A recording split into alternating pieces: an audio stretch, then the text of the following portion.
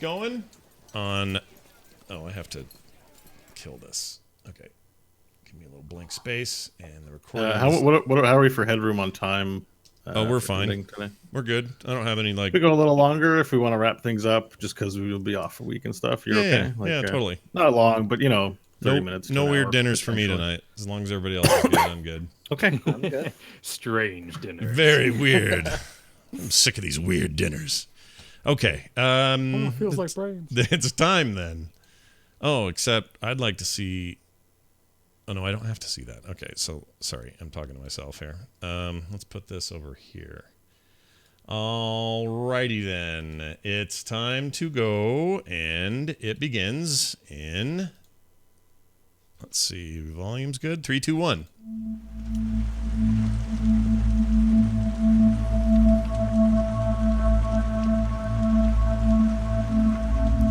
Hello, everyone, and welcome back to There Will Be Dungeons at therewillbedungeons.com. We play D&D here. You probably know that, and that's why you're here. So welcome. A quick note to those watching live today or future live shows. We're trying out the Twitch extension that now works with D&D Beyond. If you hover over the video, you see a little button there. You can enable it. And then off to the left, you'll have our characters, their stats, and you can interact directly with it as the game goes along. So just a nice little reminder for those maybe watching right now live. And for those who may check it out later, it's a really cool thing. At least we hope so. We're testing it out today. We always begin the program with an email, and I'd like to do that today. So Orlando wrote in, not the city, the man. Not Orlando Jones either, probably. But anyway, Orlando says, "Greetings. I've been listening to TWBD since the beginning, and I love every episode. I decided I needed more D&D in my life and started listening to Jerry Holkins of Penny Arcade and their D&D podcast called C-Team. It's great, and no offense, but nowhere near as good as TWBD." Oh, that's so nice of you to say, but also those guys are cool too. We're not, no shade here, folks. Anyway, y'all are crushing it, and you deserve more recognition and accolades. Side note, I think Scott should kickstart a graphic novel of the campaign whenever it wraps up. All the audio is archived, so the dialogue exists. Maybe community members could go through episodes and summarize the important bits and pull out the funny or meaningful character interactions. I will be the first to volunteer. Let's make it happen, folks. Cheers, Orlando. So I just want everyone to know, for a hot minute when I got this email earlier in the week, I gave a lot of thought to the idea of what it would sound like or read like if there was a graphic novel based on our characters with all of the dumb stuff I say. I don't want to speak for anybody else, but all the stupid crap that's coming out of my mouth, that has to be either the worst graphic novel idea ever or maybe the best. I don't know which it is, but I want to thank Orlando for planting that seed in my fertile soil. That sounded dirty. All right, let's move on. By the way, Bo's here, John's here, Kristen's here, Kyle's here, and the tradition goes that I now pass the torch over to Kristen, who will sum up last week's adventures in the best way she knows how. Kristen, take it away. Yes, last time on There Will Be Dungeons, there's no such thing as a free rampage. Bound to the basement banquet and barred their bludgeons, the quartet was cordially accosted by their current colleague Fango to chow chummily on Chinese food and cherish the choice they had chosen by coming. They found food and footstools to their fashion and ate ambitiously as an elven act appeared. She was statuesque and saw something special in Nash, sexily singling him out during her sultry strain. It was a realm of respite that receded reluctantly. With the tempting tune terminated, angry aggressors of the toe rippers, maneuvering metal bats, barged into the bar and banded around the bunch ready for a rumble. Just before a jolt could be juked, the lights went out. Wasting no while, Nash drew out his dragon while Varel blindly bashed. Hope, dark vision dawning, crept quietly to the crate containing her cleavers, and Stanley positioned himself in a positive proximity to the top toe ripper, Oliver. Contesting to control him, Stanley slung his spell only to sense a presence shut him out. Meanwhile, now equipped and enraged, Hope began relieving the room of rapscallions. Bok blew his blowies. Nash fought fiercely, felling foes ferociously. Varel vaulted valiantly, and Stanley stabbed silently. But as terrifyingly tough as the team tussled, there were too many toe rippers. Seeing the sad situation, Fango waved them willfully to a withheld wardrobe. Beaten and beleaguered, their friendship in phrase, everyone escaped, including the elf, entirely enticed by Nash. Safe at Charlemagne's, Hope drank Stanley slept, Nash led his elven friend upstairs, and Varel headed out with a rag, alcohol, and Bok Bok. Now rejoin our heroes as they wind their wounds and form yet another plan of attack to gain entry to the fortress of the Teat.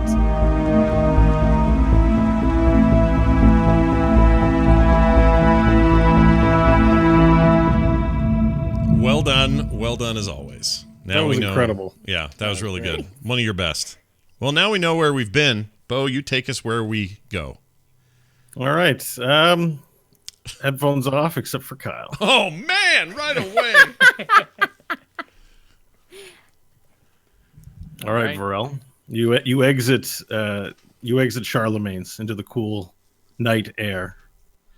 You hear the sounds of screaming, of men yelling.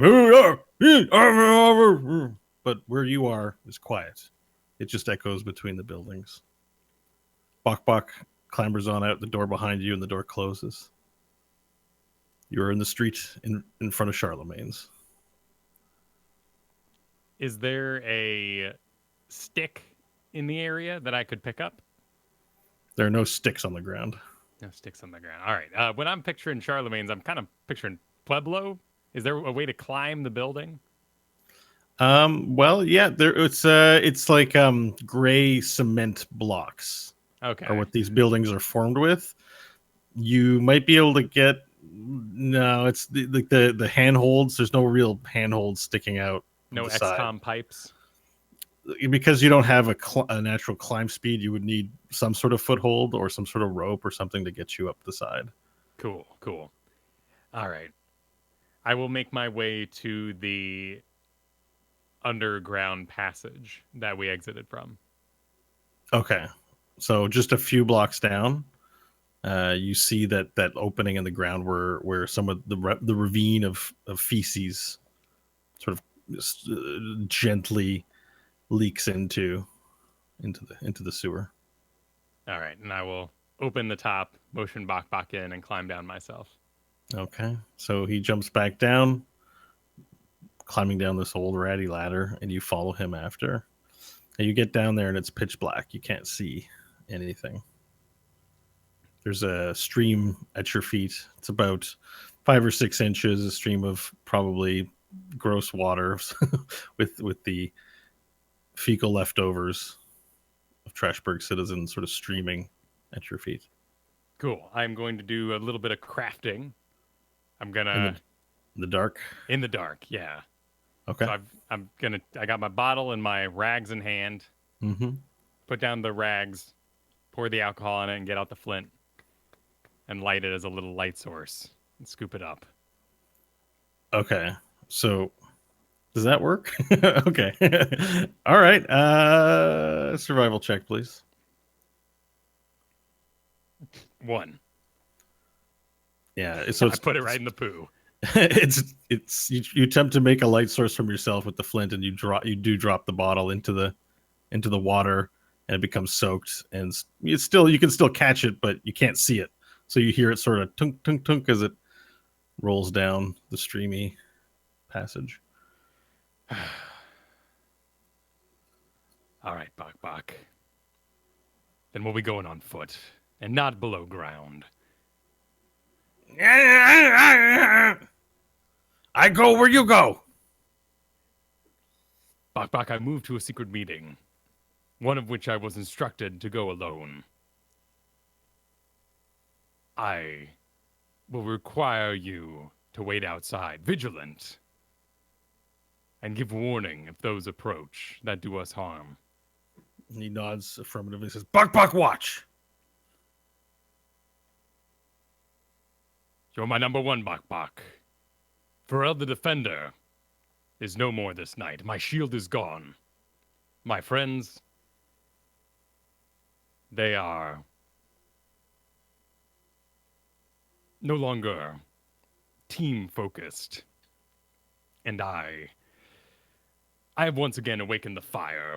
No longer the lightning, the focus that I had previously. The raging inferno. Bok Bok sad. Bok Bok sad to see Vorel sad. Bok Bok say, Get fresh. Make family eat fresh. Family happy. Fresh happy. A meal does the family well, and perhaps at the end of this night we can sup together once again. But we shall move fast this night. Bok Bok, onto my back, and should we be pursued, perhaps a blowy distraction will be in order. He looks forlorn at you and says, Bok Bok don't have more blowy. Use last blowy. And I appreciate that, Bok Bok. Find blowy? We may find more. Very well. Then we run as fast as we can. So do you still want him to climb on your back? Yep. Okay, so he climbs right on with his arms not all the way around your neck, but sort of clutching at either side of your pectorals, hanging onto your pectorals, we'll say, on your back, firmly perched there. All right, and I will climb back up the ladder. Okay, you climb back up into the night sky, and again you hear the sounds of you hear no, sounds of fighting in the distance. Cool. I will. All right, I will climb up. I am now on. I'm like 2 blocks from Charlemagne's, right on the 26 block side of town. Okay. I want to run through the 26 block to Blusher's Haunt. All right.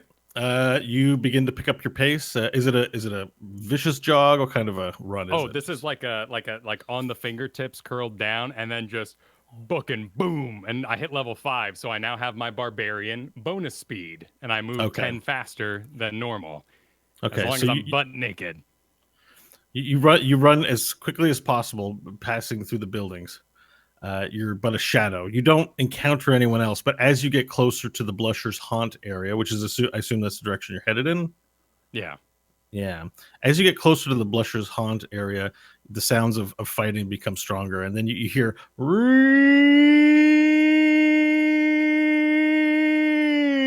echoes throughout the area. Now, as you get closer and continue running through Blusher's Haunt, you still don't come across... I'm not sure what destination you're headed for necessarily.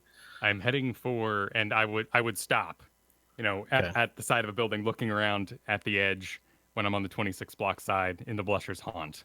Okay. And I would say to Bok Bok, do you know of a building with a skull and crossbones painted on it?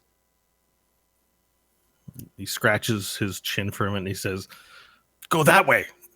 And he points straight the direction you're running towards. Go that way, 2, left, 1. Start running again. Okay. As you start running, you hear a loud, like, "Put him down! Kill him!" coming from the intersection that Bok Bok described that you need to turn left. And you hear the sounds of activity coming from the right. You could continue running or you could stop. I keep running. Okay, you keep running. And a brief glance to the right, you see that there are several, just a quick glance, but enough for you to gather. There's a couple of toe rippers being beaten by what appears to be a couple of, maybe 5 or 6 dudes dressed up in riot gear.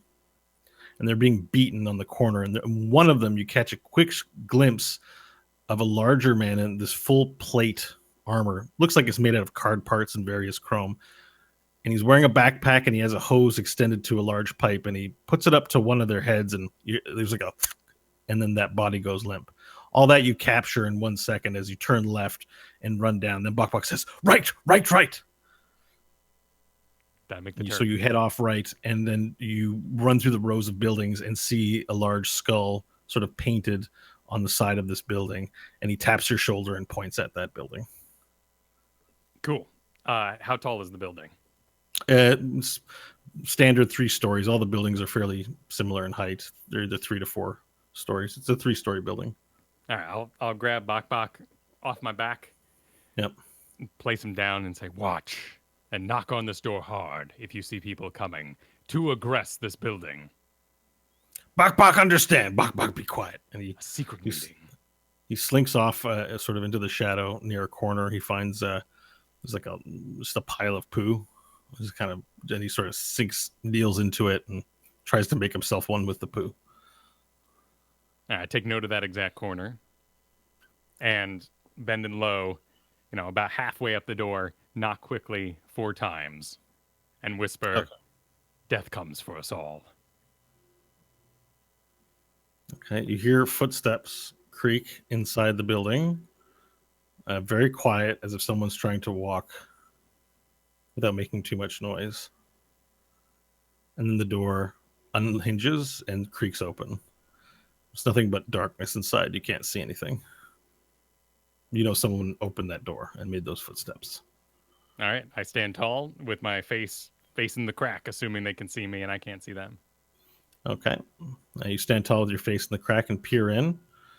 You can see there are windows in this building, and some of the moonlight from the night sky is spilling in a bit, but you don't see any person.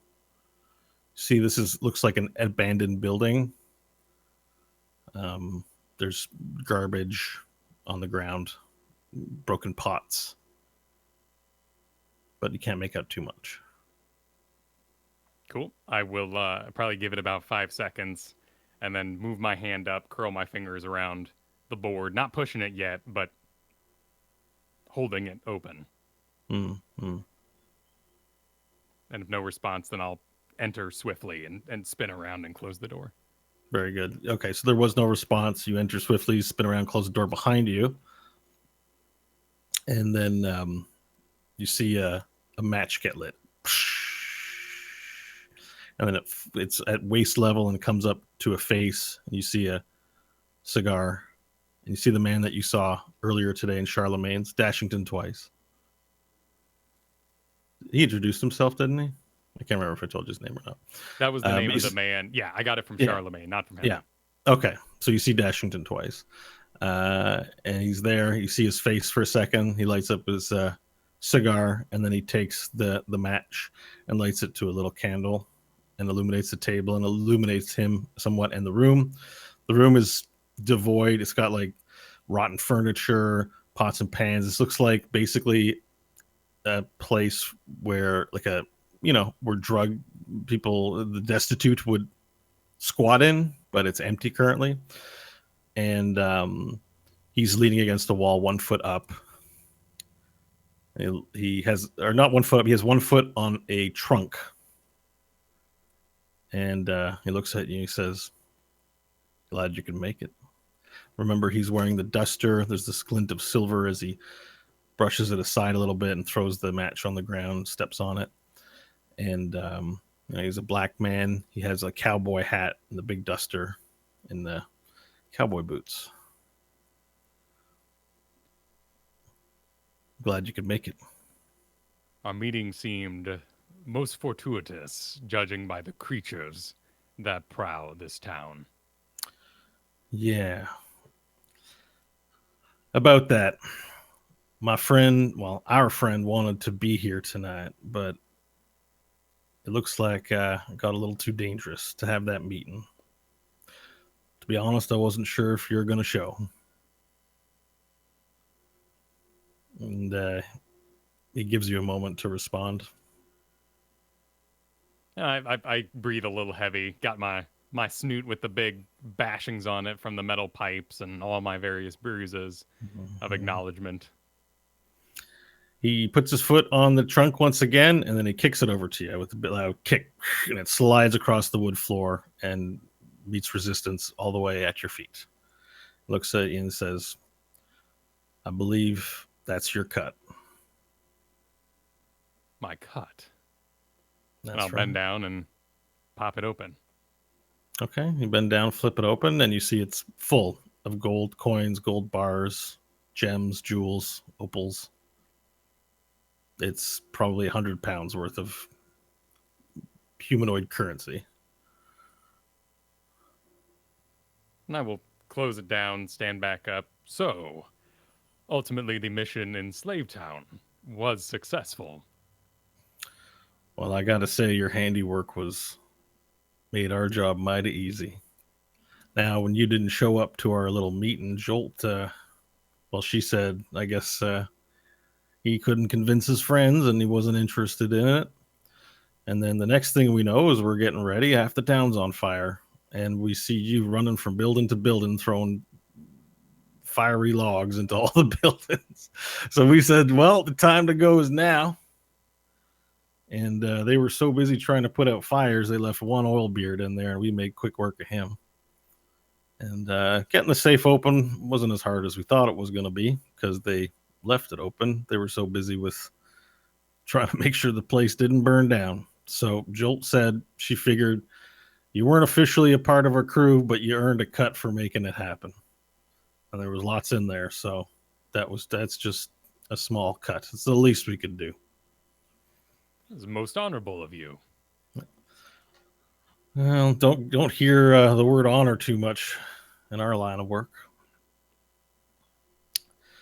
Anyway, she wanted to be here herself to give this to you, but there's too much violence tonight, so she opted to stay safe, and I came. And that's it. I'll be on my way now. And he starts walking towards the door.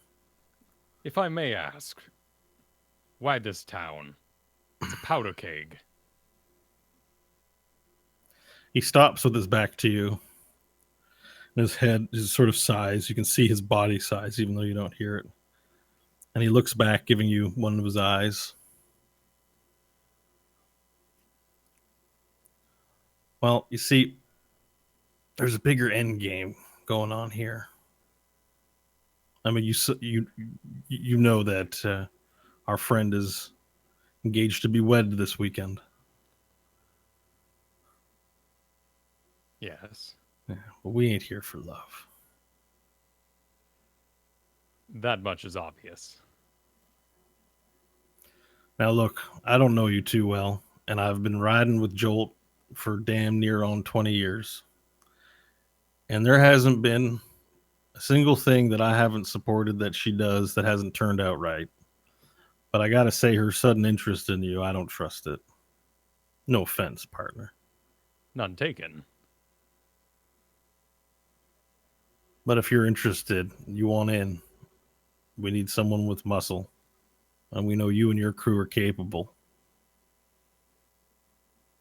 That is very intriguing.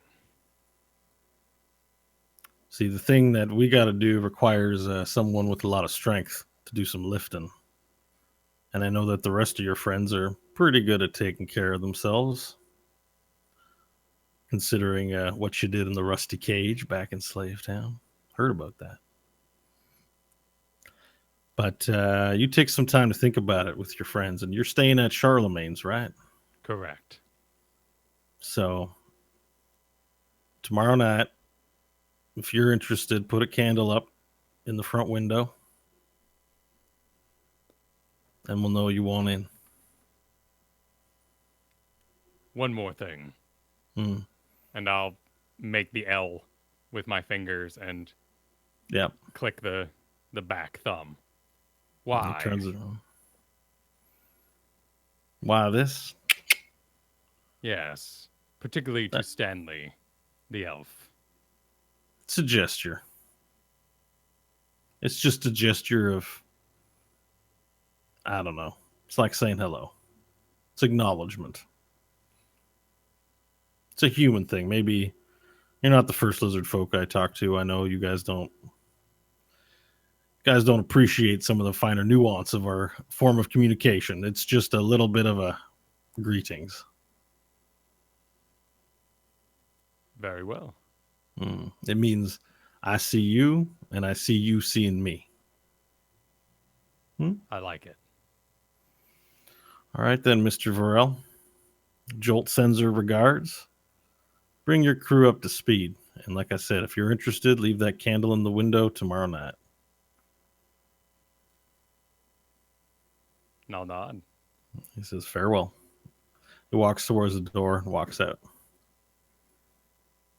I'll stand there for a moment, then flip around and open the box and It's full of gesture. gold. Gold, jewels, gems, opals. It's replete. In fact, it's hard to reclose.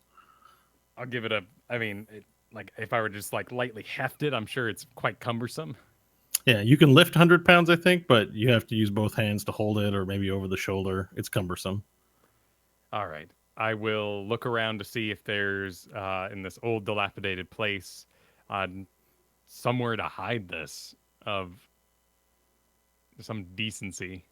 Well, the light, except for there's dim light from the candle, so your vision's not that great. But you can roll a survival check, perhaps, to find a hidey hole. 12. So you look around, and there's nothing. There's no secure place. Like you could put it in a cupboard. Some of the doors are falling off. You could hide it behind something, but nothing is satisfactory in terms of hiding it. This is not a secure location. Yeah, and I wouldn't want to use a cupboard because that's where anyone starving would check first. I will do the next best thing then. Dirt floors? It's wooden floors. Ah. I sure had a big commotion ripping up wood floors. All right.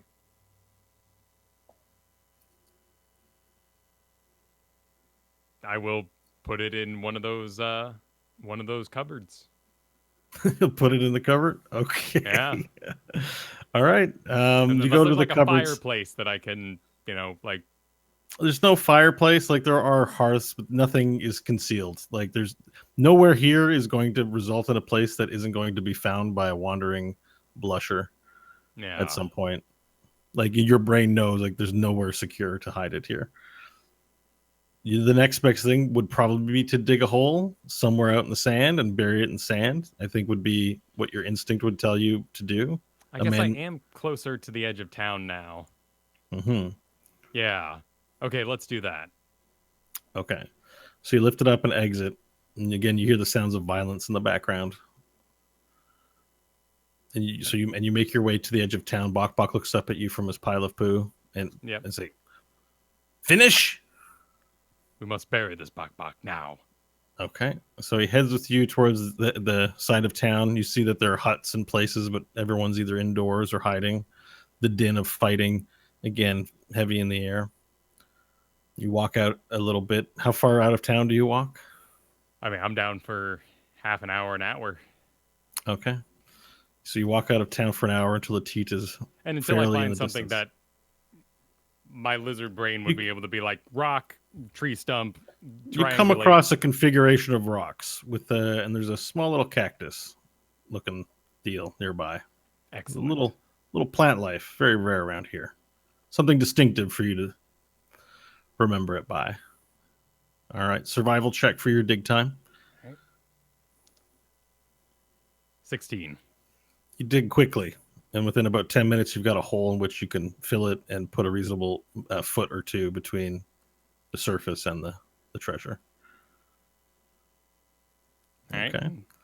So you dig out the hole, you put it in, Bok Bok assists you. The treasure goes in, you put it back in. You make sure to also stir the sand so that it doesn't look like someone's freshly dug there as best you can. And now the treasure's buried. All right. Feeling pleased with myself, I walk myself back to town, leaning right ways, so I end up kind of in that 26 block area. And on the outskirts of town, grab Bok Bok back onto my back and book it back to Charlemagne's. Okay. So all said, the process is about an hour and a half for the evening. All right, we can bring everyone back on now. Oh, hello. Sorry, guys. No. Yeah. Hi. Well, sorry. Well, thanks for playing D&D with us. That's the show, everyone. All right. Good night, everybody. All right. So when last we left off, Hope was drinking in the bar. And Nash, you were running up the stairs with Angelashi. Mm-hmm. So you make your way up the stairs and down the hallway with her in hand. And then she pulls her hand away a bit as you get to the end of the hall. She pulls her hand away from you. What's wrong? I'm ugly, aren't I? I'm ugly. I know it. I knew it. I knew this couldn't last. It's not because you're ugly. No. I don't know. I feel a little weird. We're running straight to your room like a couple of young saplings.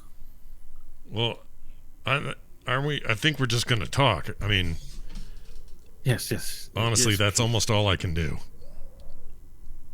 She gives you a quizzical look and says, "I thought that's what we were doing." Okay. Well, that's what we're doing So, then. All we have to do is talk. There's nothing weird in here. Wait, we going to my room? I don't know. I haven't been to this place before.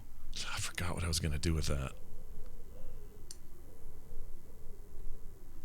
Oh, crap. Literally, oh, crap. What am I going to do? I got a bucket of crap in there. All right, DM, are the bathrooms blocked off? Like, is there a door? They're in a separate room. You were able Okay. to close the door. Okay, so that door's closed? Yeah. All right, my room's fine. Come on in. All right. So you unlock the door, enter into the room, and you don't. It smells fine. It smells fragrant. Well, as fragrant as this hotel room would, and the one that you slept in. Okay. But your bed appears made Okay. as you walk in. All right. You walk in. She sort of stands by the doorway, a little hesitant to come in. Come on in. I have air conditioning. Ooh, that's lovely. Yeah. When she moves her hands around in it, she's like, "Oh, what sort of magic is this? It's cool air. I like it." Well, it's not really magic. It's just it's kind of an old world technology, but they've figured out a way to have it here in this room. I'm the only one with it as far as I know. Oh, Yeah. what makes you so special? I have no idea. I think I just asked for it and they said it was okay. It must have been the same thing I felt. Maybe. That I feel now. Maybe. I mean, it's a pretty Sure. good deal. She looks around the room and says, "Why don't you kneel? Whoa. Kneel with me." And she kneels down. Okay. She's sort of kneeled on her knees. And Oh. she wants you to as well. I'll kneel with her. And she looks at you and she says, "I can't explain it, but I feel something. I feel a feeling I've not felt in so long when I'm near you." Her eyes are looking at you intently in your eyes as you sort of each on your knees in front of each other. Have you seen me with my hood off? No. Oh. This is bad. Take off your hood. All right, I slowly just reach around, grab the top, and slowly bring it down. I look very And as- nervous, and I don't look in her eye. I look down. I'm embarrassed. As you do that, you hear footsteps in the hallway and the door opening. It's Diantalis who shortly followed up after you. Okay. Oh, he came in. don't He's know. in. He opened the door. He's not in. He's in the hallway. I just want to Oh. acknowledge Diantalis. Hi, Okay. John. And also say, do you want to do anything before I continue with this? No, I'm Is this- retiring to the Are room. you're not involving yourself? Okay. No. Back to Nash. You don't want to come kneel in here with us? No. Okay. Nope, I'm good. All right. So Nash, you're kneeling both. You're both kneeling, facing each other. Do you take off your hood? I do. Is Pod with me? No. You Okay. sent Pod after Charlemagne. Oh, right. Okay. Yep, I did do that. As far as you know, Yeah, I'm gonna. it could be invisible. That's true. I'm gonna take. I don't feel a weight on my shoulder, so she's not in her normal place. So I'm just gonna assume she's not there, and take my hood down slowly, and reveal what I believe to be an embarrassingly ugly face to this beautiful woman who's taken, I don't know why, an interest in me. And she looks at you and says, "Where do you come from? The solar mines. What is that? The solar mines?" That's southeast of here, and it's far, and it's a place you never want to go. I was raised there. It's a terrible place, a camp for slaves. But then how did you come to be this way? With all these bruises and scars and tumors and... I don't exactly know, but I wasn't the only one in the solar mines who walked out of there looking like this. It's just not too many can escape. I left a trail of blood and viscera behind me and never looked And back. are you searching for a cure? I'm searching for revenge. There was one in that place who I didn't kill, and I've got to find him. One of these days I'll find him. How can you get revenge when you must heal yourself? Here's the problem. Not confirmed, but I'm pretty sure if I heal myself, all my magic goes away. What do you mean? Where does your magic come from? I I don't know for sure, but I know that, for example, do you see this eye? And I point to my crappy red eye. Do you see it? Mm-hmm. I see it, Nash. I'm effectively blind in this eye. Or is it Wayne? It's the other way around. Oh, shit. This is an old thing I forgot to even think about. Which eye am I looking at? Yeah, I don't know which eye it is. My red eye's the good eye. Yeah, the red eye, sorry. The red eye is my good eye. This is my good eye. My other eye I'm effectively blind in, but when I'm surrounded by the arcane, if you ever witness this, I kind of hope you don't, but my eye grows bright and red and is an indicator that I've harnessed some sort of power, some sort of arcane, and it's not anything I'm doing. It seems to happen on its own. I don't know about these tumors except to say before I became like this, I had no power. I'd be useless in this world. So what happened to your eye? How did it come to be this way? Well, do you know? Yeah, I do. You know, I told you about the solar mines ever so briefly. Yes. The place was run like a prison. And young boys and girls like me would be beaten and whipped and sometimes tortured, depending on what rules we broke. And I hesitate to tell you this story, but there was a time where I thought I could get away with a little more than I could. And I decided to sneak a peek into the kitchens to see if maybe I couldn't make off with a turnip or a hard bread or something. I'd take anything at that point. And I found myself sneaking a peek over the edge of where this counter was and saw past the gruel and disgusting food they would feed us as slaves. And what I saw was fancy, fresh food, seemingly meant for just the guards and just for those in power. And as I was looking at this and getting angry, I felt a shoulder or a hand on my shoulder, and it pulled me back, and it was one of the guards. And he said the rules were, if you're caught peeking anywhere where you're not supposed to be in the solar mines, you lose an eye. So they took my eye, and I'll spare you the details. This place sounds terrible. It was a shitstorm. It was bad news. I too come from a place long ago where they treated people in such a way. I understand what you mean. Well, how did you make it out? You're like a fancy top 40 singer and stuff now. Well, I wasn't always this popular, and they could take it away at any time. But originally, we were slaves.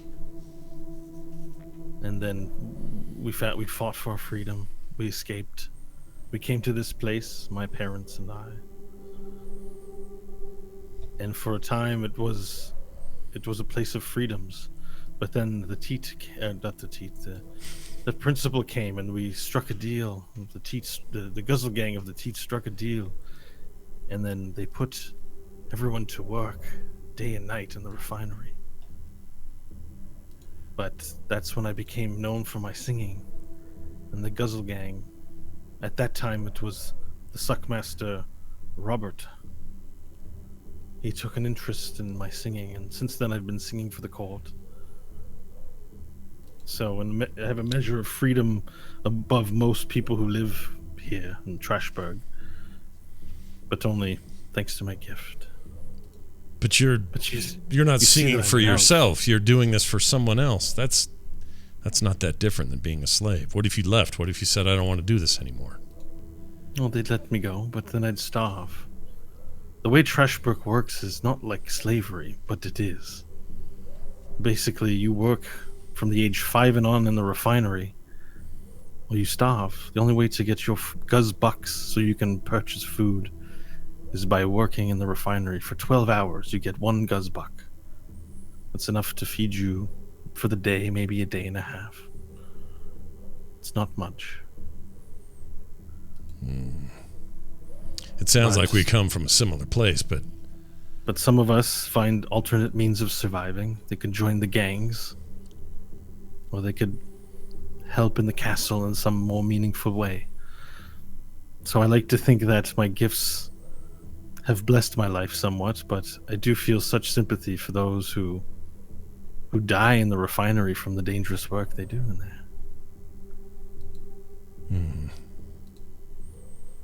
Regardless, I want to touch you. Oh, that escalated quickly. Just open your cloak. Oh, see, this is.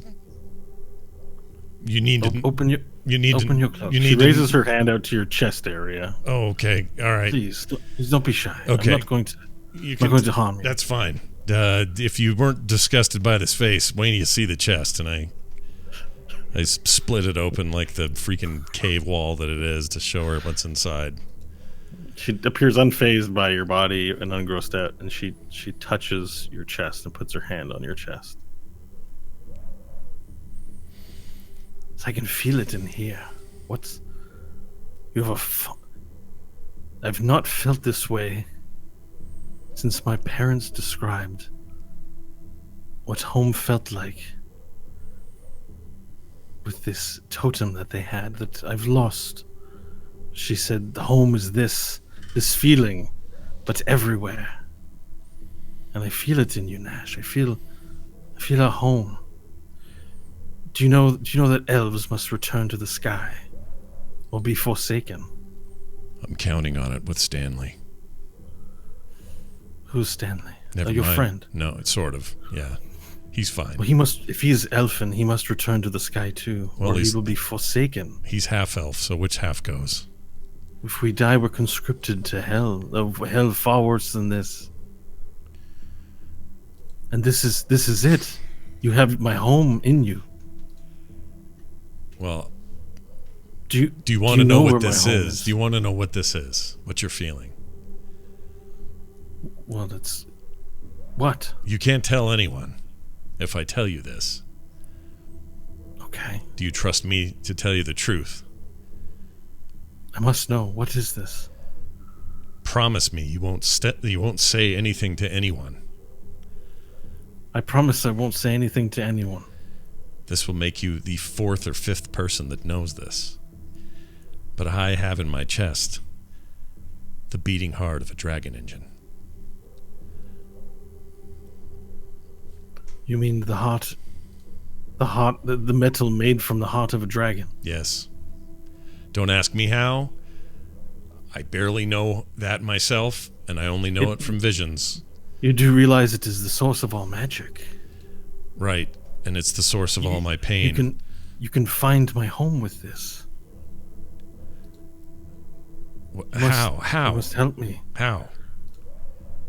We must find the source, the passage, and then we use the dragon metal to power the transport, whatever that is. I don't know. It's all mixed up in legends that I've long forgotten. But there is a place that can take us there, and you can take us there. Are you here just to... And she says, look, watch. And she takes out her other hand as she touches your chest, and she brings her fingers up, and then it's like her hand is giving birth, and a flower slowly springs into being from the palm of her hand as sparkles come through. And she says, look what you can make me do. As she channels, you feel a slight sort of pulling on your chest. It's not uncomfortable, it's just a new sensation. As she appears to be channeling energy from you, from touching you, and forming a flower, a beautiful flower. And as she completes it, it's like a work of art. It's a gorgeous red tulip. That's not very imaginative, I know, but just go with it. as the flower just blooms forth, it's large and wild, and the stem curls in a myriad of disconcerting ways as she brings forth this wild flower into him. Look what I can do when I touch you. How did you do that? And then I don't know. But I felt that I could, and then I did. I thought of it, and I brought it into the world. The elves were from a different place. A place of unending life and of growth. and I feel it. I feel it in you. How do I know you're not just using me and playing parlor tricks to convince me to help? I'm not. I didn't expect to meet you today. This is a wondrous discovery. You're a wondrous discovery. And as she says you're a wondrous discovery, she clasps you with both hands on the shoulders and brings her face close to yours. And her face is very close to yours. She says, "You are beautiful. The gift you have is beautiful." I'm stunned silence. I just stare at her. Does this clerk... Now, I know that you don't have your penis and balls. Wow, way to break the ambience, but yes, they're gone. Everything. My question is, because I don't know this, because I have mine, but does it affect your libido? Like, would you still feel aroused by having... Yeah, I'd still feel an attraction to her, sure. Yeah. I don't know what the actual correct answer is, because it might be it affects your libido or the way you think or feel. I don't know. Yeah. So I can't tell you that you feel aroused, but she's very close to you. So if you could, you would. She has a very charismatic presence. She is a singer and a person of the stage. So you would feel flush with desire potentially by being... Potentially, but this is something you guys should know about his character, about Nash. Nash, under all of this crust and crumble, under all the dirt and grime, and under all the tumors and blood, he is kind of a romantic and longs for a simpler time. So his first thought wouldn't be, dude, I could totally get it on if I just had a wiener. It wouldn't be like that. That's not what I'm asking. I'm just asking, do you feel feelings of arousal, or are you incapable because of your condition? I think I'm capable, but I'm not thinking about sex. I'm thinking about... But that's why I'm saying, if you could, at this moment, you would be. That's why I'm asking the question. Yeah, yes, that is correct. So I have enough, chemically I'm balanced in that regard. I'm not, you're in control of your own character. But right, I'm saying, understand. You're being this close to her with her precocious, earnest nature and, just... Are you asking if I have a ghost boner? If you're saying if I have a ghost boner... I'm asking if you're aroused, or if you're intrigued, or if you feel feelings of desire. I'm asking. Phantom boner. Because all right. If you can, I think your character would. I feel very close to her and feel very attracted to her. But I'm also kind of a hopeless romantic. So she's close to you. She's got her hands on either side of your shoulder, saying that you're special, that you're beautiful, that you have a beautiful gift. Yeah. And her hands are on either side of your shoulders, and her face is close to yours. You're both on the floor on your knees, and she's near you. And you can smell her, and she smells amazing. Boy, that's a change around this place. Yeah, well, here's what I would do. This is what he would do and is doing in this scenario. He doesn't know how to act because he's never been treated as anything other than hideous and gross and disgusting. So he is kind of dumbstruck. He's very attracted to her, but he just sort of blinks like deer in the headlights and doesn't know what to do. Okay. That's his actual character reaction. Because this is very overwhelming for him. Right. So she reads your body language of hesitation, and of that she picks up on that thing exactly, and she takes your chin, and moves in for a kiss. I don't turn away. I'll let it happen. Do you move your lips at all, or are you like a deadlock? It's hard for me because right now I'm picturing you doing this, so it's freaking me out just a little bit. Bring up a photo of like Emily Blunt or something like that. Emily Blunt. Put it over my head. All right. All right. No. I would allow this, but again, it would be her making a move and me sort of submitting, almost childlike submission. Like I would just be like, I don't know why this is happening, but I'm letting it happen. As she kisses you at first you are very... Let's do a Constitution save. Oh my gosh, really? Okay, hold on. Constitution save. Sorry, I'm so blown. I forgot the thing. Okay. No, we're not blown yet. Oh wait, yeah, sorry. Wrong word. Not good word choice. Okay. 12. All wait. right, I got bonus things. 16. All right. So as you accept the kisses, sort of stand there, dumbstruck, dumbfounded, in the most alien of situations you've been in yet. You slowly begin to learn and do what feels pleasurable as you kiss back, and then she puts her hand on your chest again, and as you get closer and you get into it and you're in full makeout mode, she reaches down and finds that you don't have the goods. It's just a raggedy old skin tag down there. And then she puts her hand on your chest again and then begins birthing something new, and you feel a growth in your loincloth. What? As something grows in there. Cannot believe we're doing this. Unfamiliar. Do you want to look, or do you just want to roll? No, this is what he wants to do. He wants to go, holy shit! He gets up and goes, All right, you get what up. are you and stand doing? up, What and- is this? and the- How are you doing this? And the thing that grows there has burst off your loincloth, and you have a plant-like dong in full erection mode there. But it's green and it's plant-like and has like stems. but you can feel it. You have full sensation in this. And she steps back. She says, "I'm sorry. Is this too much?" Well, I don't know. There's a plant there. This is real. This is weird. I'm afraid. What have you done to me? Just I've given you something that you're missing. I just feel that I can do it. I don't know what's come over me. I'm sorry. Is this permanent? Is this staying here? I don't know. I just started doing this today. I'm sure it's not permanent. I hope not. I hope so.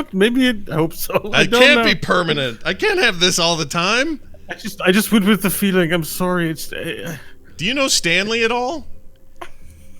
He'll never let me. He'll never let me get over this. He'll put a cloud just to draw attention to it. I don't understand.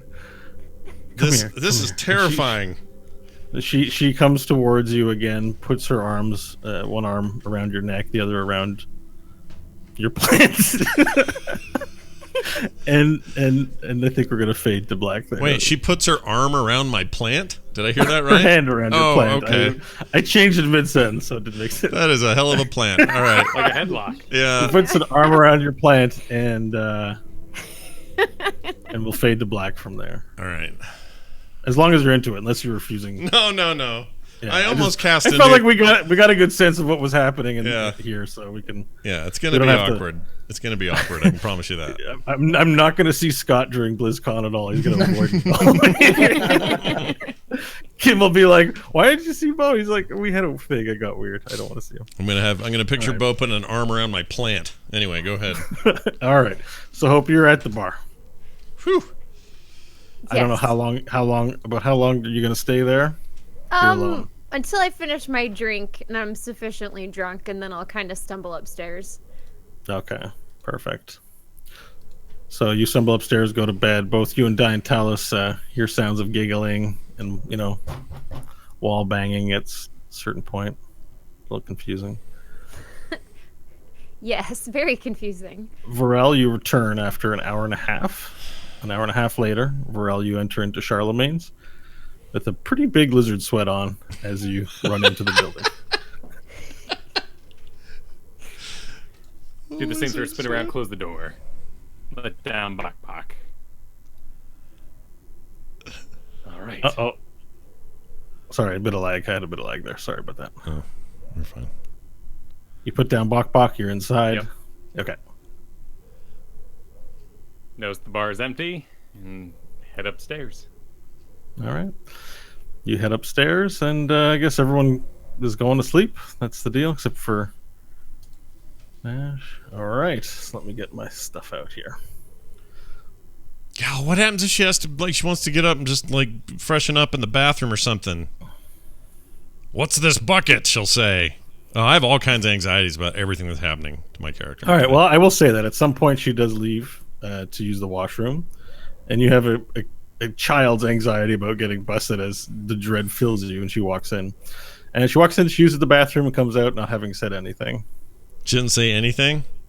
No, I but go- you don't notice any smell from it either. I go, so is everything okay in there? She's like, yes, everything was fine, my love. Just, you okay? I'm just making sure. Do you want to go look for yourself? Yeah, I need to use the can. I get up and I go So around. you go and look for yourself, and you find that someone's changed the pan, Oh, and that the mess you left in there has been cleaned or evacuated, or you don't know what happened to it. all right. I go, and then I come back out. So all that anxiety for nothing. Do I still have my Everything's good. plant? Is my plant still intact? You don't know who stole it. Okay.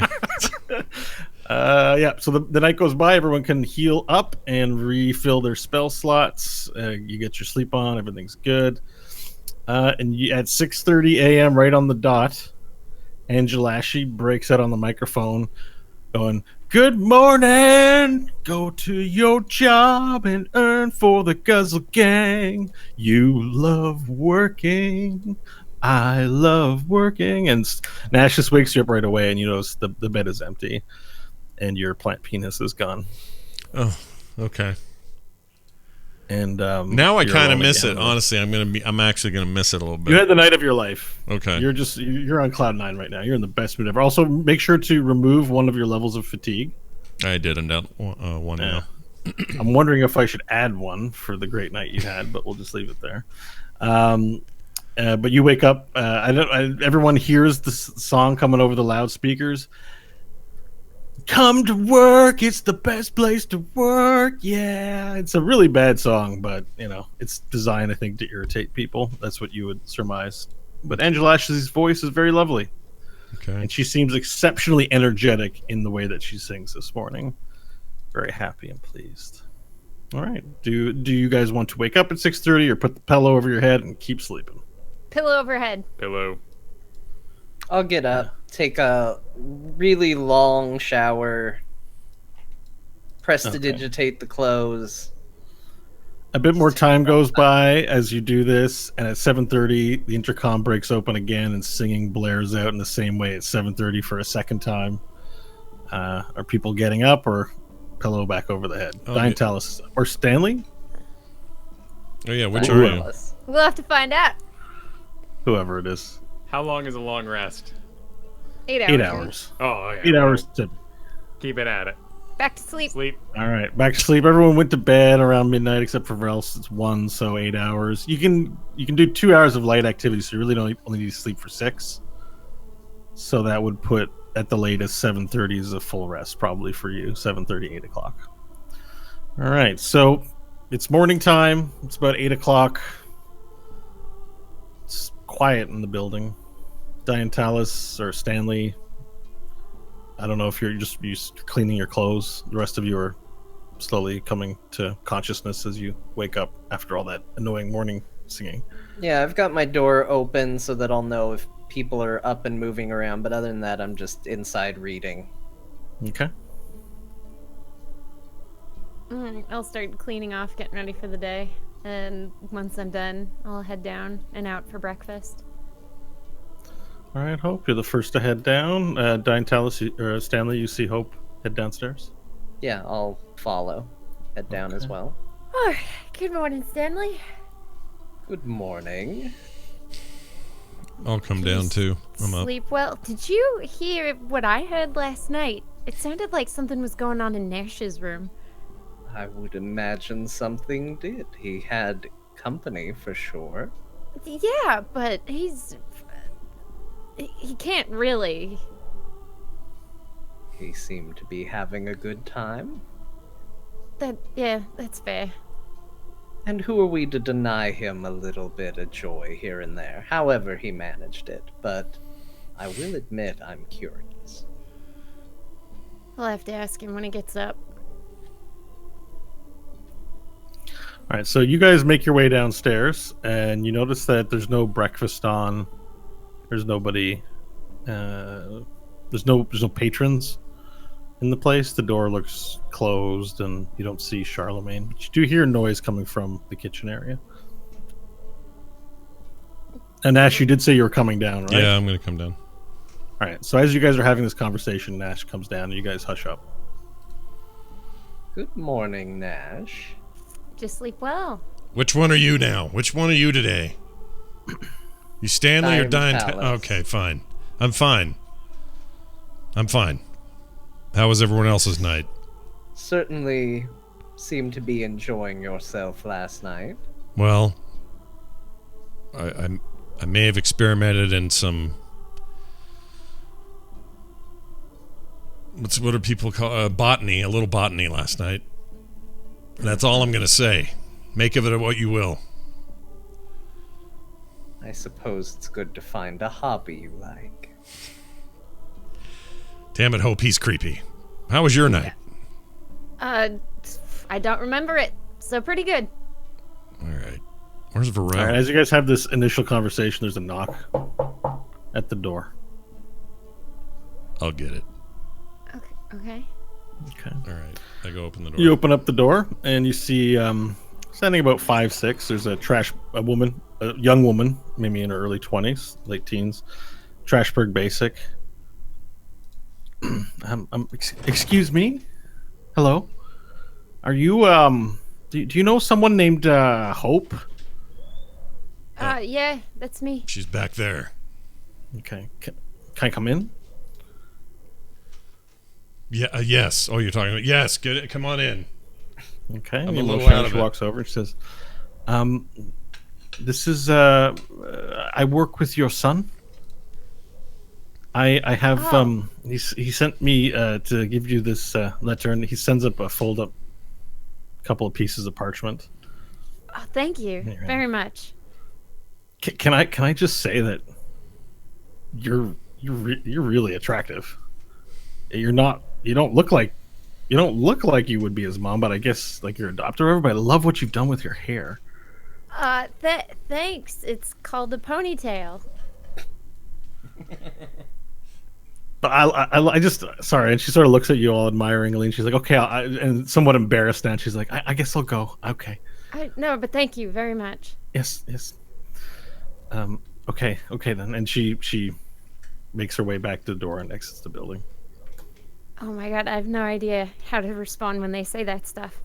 I don't even know. But anyway, I'll open up the parchment as I'm clearly embarrassed by that. Ugh. Okay. Your son? Tedna. Check your Slack for your letter pages. It's Okay. a handout. I'm giving for the table. I'm giving Kristen a handout.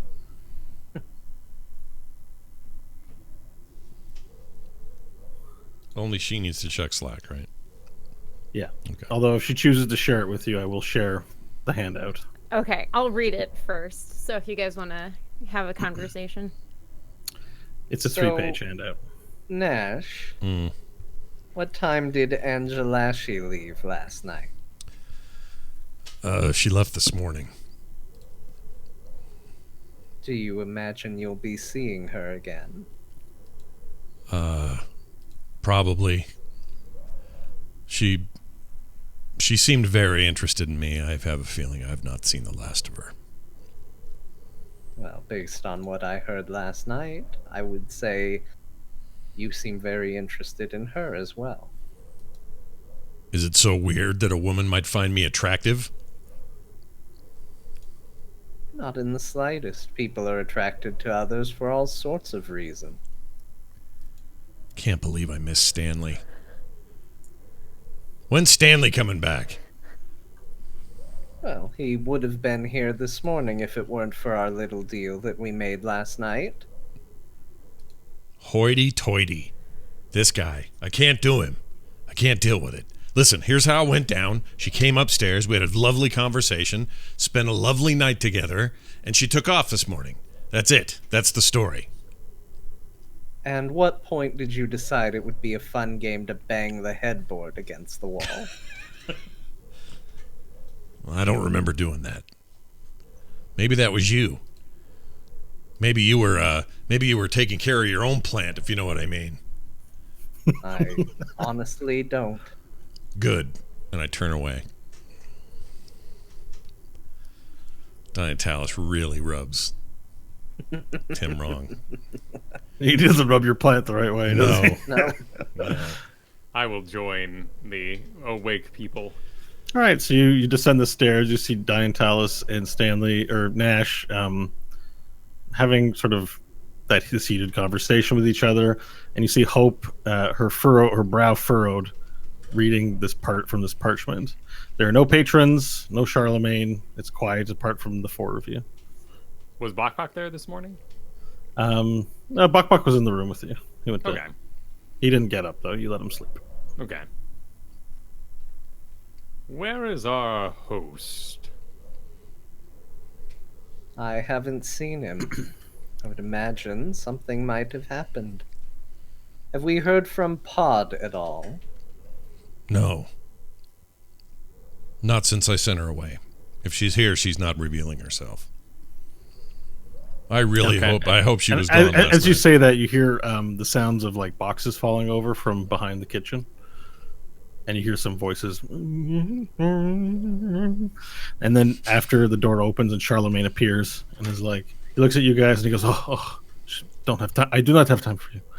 And he sort of walks towards the door and he's carrying these two large canvas bags and he drops them near the door, and then he walks back into the kitchen. And you can hear his sister going like, "Hey, voyons, pourquoi on a besoin partir? Ça fait pas de sens." And he's just like this yelling back there, and you can hear the kids. You hear kids crying. Very And he good. walks back. Very good. I will join them at the table. Well, then we can expect Pod's return soon and learn the truth of it. Charlemagne opens the door again. He's got two more canvas bags. He says, "Viens, Cynthia, on the park. Come on." And then he sort of motions for them, and then you see his sister Cynthia with her strawberry hair, holding her two kids by the hand as they're kind of crying and flubbing, and she's got bags on. And Charlemagne opens the door for her, and they exit the building. And he starts loading up the canvas bags on his back. And then he has a clasp of keys on there, and he unhooks them, and he throws them at you, Varel. I catch them. He's like, "I don't have too much time to talk, other than to say, if you know what is good for you, you will leave this place. Okay? Goodbye. Is this yours? You do what you want with it." Well, this is And pretty he starts weird. picking up his bags. This is Bye, weird. Charlemagne. And he goes, Hope's and he starting walks, to let her. he walks out the door. Well, we got ourselves a hotel. I would like to chase him down and ask him what's going on. Can I do that? Yeah, you can if you want. Well, you could ask him before he leaves. I won't make you chase him. All right, Charlemagne, don't wait. Hold on a second. No, there's no time for me to talk. What do you want? Oh, listen, the whole time we've been here, you had 1,000 stories. You never wanted to shut up. Now you won't talk. What happened? What's wrong? I went to go see Mr. Cabbage and ask him, why is Jedel dead, right? You remember last night I asked that? Yeah. I'd find out why. And So- now I don't think this place is safe anymore. So you're just going to leave your going- hotel, and that's it. If you were smart, you'd go too. There's a dangerous storm coming to this place, and me and my family are not going to be killed here. You want to know more? You talk to Monsoon himself. I don't have time. I must will make we my go? family. I don't know yet. I have place I can go. We can go to Blot. We can go to Pristine, Slave Town, whatever. Somewhere else. Anywhere but here. Don't go to Slave Town. Yeah, I wouldn't recommend it. Oh, no? No. Slave Town is fallen. Let's just say the bunnies made a visit, and they brought their lighters. Look here. This place is a powder keg. This is the worst place in the whole freaking desert to be right now. You do not want to be here when what is coming comes down. The principal is sending his men, and I don't know who to believe anymore. But the things I see last night, and I hear, I am not staying. I am not staying to die. You can stay to die if you want. But I like you guys, so I might say, hey, you should leave too. But I'm leaving now. And you hear Cynthia calling, hey, come on. Charlemagne, on y va. Allons-y. And he's like, we must go. It's time to go. And he picks up the canvas bags and he walks out the door. That's all you're going to tell us then, I yell. That's it. Talk to Monsoon if you want to answer. It's not for me to give this kind of bullshit answer. I turn back at our crew and go, I hope nobody left this guy a tip. This is bullshit. Well, I hope you all are ready for some more information, and I'll pass the letters around, but I've cropped it. Now, I'll rip, like, a few and I've cropped it, so I'm dropping it in Slack right now. Okay. What I passed to the group. Uh-huh. You sure you don't want to share that little bit that you I'm positive. Uh-huh. Hope is very positive that these It might notes make are everyone not- enjoy the story a lot more if you did, but okay. No, oh no. Okay. She rips off some of the pages and hands 1.5 pages to the party for their perusal. It's in the Slack. I recommend you take a look. Do you all remember Softhead? Softhead died by wrench. Nope. Turns out he's still alive. The long and short of it is he made it here. He's with the nobles, and the Toyota host is on their way to attend the wedding. Oh, this is long. The Toyota host. I want everyone, first of all, just because I made this weeks ago. The writing in this, I'm especially proud of. It's incredibly hard to read. Would you like to, as though we started reading it and then zoom in on our mouths, Red October style? Would you like to read it to us? Red October style. That is a great reference. Sorry, I got to give Kyle some extra bonus points for that. I don't remember the reference, so I might not do it justice. That's really good. It says, "My dear H, it's like another world in here. There are so many nobles, and the Guzzle Gang are rough and fearsome, but they live lives without want, not like anything I've seen. I could build books describing it. Go ahead. But time is of the essence. Being new here, I can't read either. Being new here, none of the servants aren't paying me much respect. I tried to ask questions, but everyone just tells me to shut it and get on with work. By Paylor's beard. I did get lucky, though, as I managed to get the ear of one of the nobles that no one was speaking to. His name is Mr. Softhead, and he was sad and mournful looking, as he has a nasty gash on his head where hair doesn't grow. And get this, he's a gnome. Who in their right mind ever saw a noble gnome? He weren't like the shit-eaters, though. He had manners and a certain eloquence in his speech. He seemed grateful for someone to speak to, and I asked as many questions as I could. I learned this from him. Any day now, the principal is to send a retinue of nobles to attend the royal wedding, and the whole city will be full of Toyota host. If we wait too long, our chance for success will dwindle greatly. Mr. Softhead said he would be returning with them once the wedding has concluded. He performed a great deed to strengthen the principal's hold on our lands by handing over the people of Dust Hill as slaves. He said that there were complicatons, but ultimately Dust Hill was taken by their force. I don't know what or where this Dust Hill is, but it took everything in me not to strangle him in the spot. Another thing I learned is the Guzzle Gang worship a goddess called Andriesta. I got a peek into the cathedral and saw a massive statue of a woman with the largest breasts I've ever seen. I asked Mr. Softhead about this, and he said he was told that every full moon the Guzzle Gang meet at sundown to worship Andriesta by sacrificing a young innocent and covering Andriesta's bosom in its blood, and then they drink, bath, and bang in blood and oil that springs forth from her breast. Sounds unbelievable to me, but I've seen enough unbelievable things in the past few days. Anyway, the servants are staying in the servant quarters. I didn't realize I wouldn't be allowed to leave, so I had to write you this. I went exploring last night.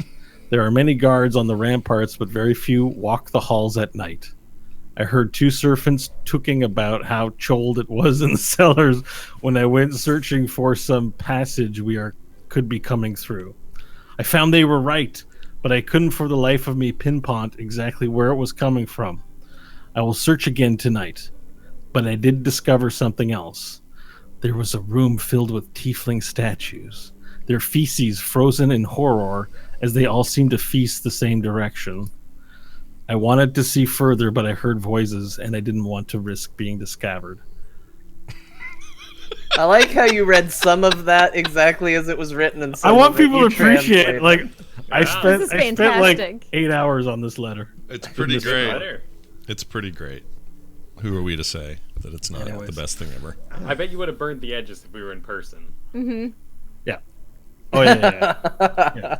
Oh Fray yeah. it and make sure some Yeah. words you can't even see them. Crumple it up. Looks like it's old and yeah. So that's what it says in the little bit of the letter that Hope let you read. And Hope's not letting you read the rest of it. And she seems pretty protective of those other two pieces of paper. Well, I don't know. Nash, the character, doesn't know who this is, who wrote this. So I'm going to say it's not signed. Who is this? It's Tedna. He is a shit speller. I thought he You was know how bad. to He was spell? already bad. He's terrible at this. Why is it you all seem to know the Mr. Softhead he keeps speaking about? I thought you knew everything Stanley knew. Only if he tells me. I don't trust this guy. I think Stanley needs to find out about this, Diantelis. Well, unfortunately, Stanley promised me the day, and so the day is what I'm going to get.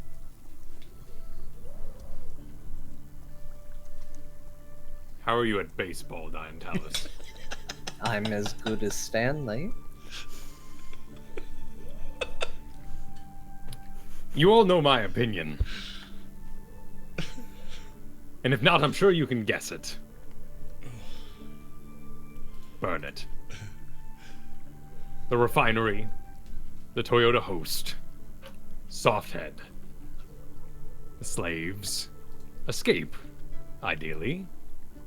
This entire town will be packed with some of our greatest enemies.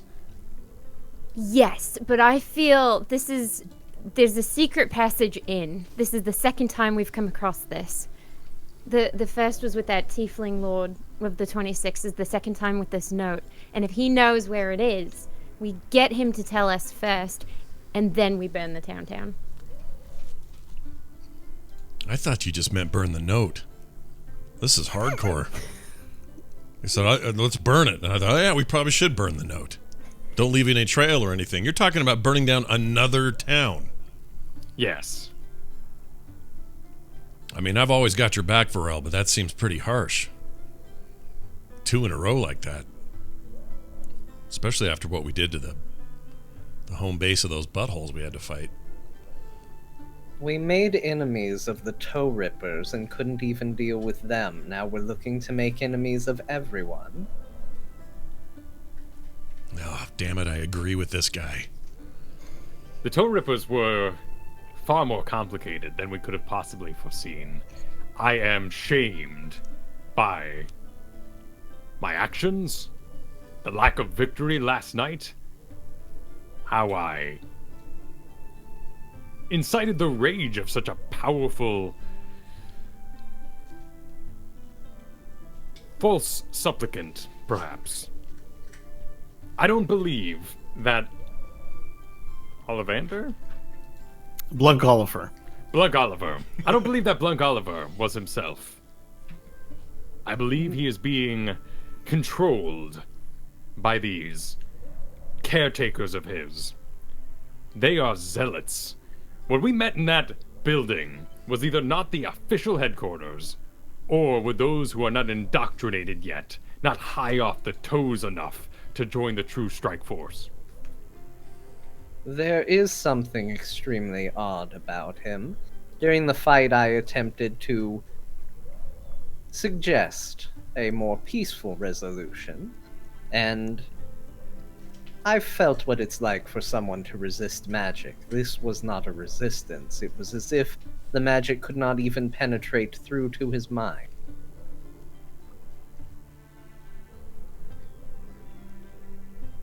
Perhaps we should have this conversation over breakfast of our own make in our fine new hotel. And I jangle my keys. Yeah, it's free. Let's do it. All right, you guys all decide to break and go create breakfast like a family. I assume everyone's pitching in to help. And with that, we can take our midway break while yeah, breakfast dude. is prepared. That sounds awesome. Stick with us, everybody. We're going to go make breakfast. And when we come back, there will be more. There will be dungeons. So stay with us.